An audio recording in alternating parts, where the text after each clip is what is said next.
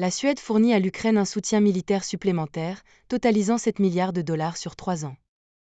Le président ukrainien Volodymyr Zelensky a remercié la Suède dans son discours du soir pour ce soutien à long terme. Il renforcera non seulement l'Ukraine, a déclaré le président, mais l'ensemble du périmètre européen, de la Baltique à la mer Noire. Zelensky a également lancé un nouvel appel mercredi pour davantage de défense aérienne. Dans son discours vidéo, il a déclaré que l'Ukraine avait besoin d'une arme pour contrer les bombes guidées que la Russie a utilisées pour attaquer les infrastructures énergétiques et autres. Et il ne peut y avoir aucune alternative.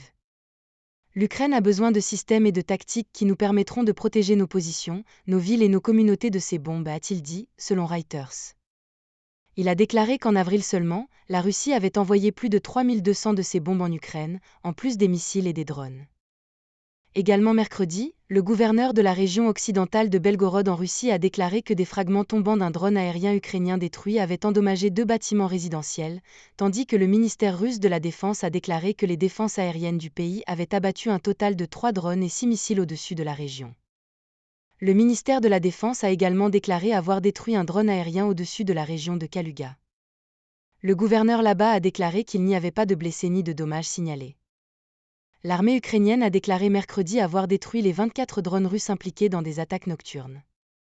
Les interceptions ont eu lieu dans les régions de Dnipropetrovsk, Donetsk, Odessa, Soumy et Zaporijia. Les tirs d'artillerie ukrainiens ont tué 2 personnes et en ont blessé 4 mercredi à Lysychansk, a déclaré le gouverneur installé par la Russie. La ville, avec une population d'avant-guerre de près de 100 000 personnes, a été capturée par la Russie en 2022. Par ailleurs, mercredi, la mise à jour du renseignement du ministère britannique de la Défense sur l'Ukraine a rapporté que l'Ukraine avait exporté 6,6 millions de tonnes de céréales et d'oléagineux le mois dernier, le plus grand volume depuis le début de la guerre contre la Russie. Les exportations de céréales de l'Ukraine sont très probablement vitales pour la sécurité alimentaire mondiale, a rapporté le ministère, représentant près de 10% des exportations mondiales de céréales.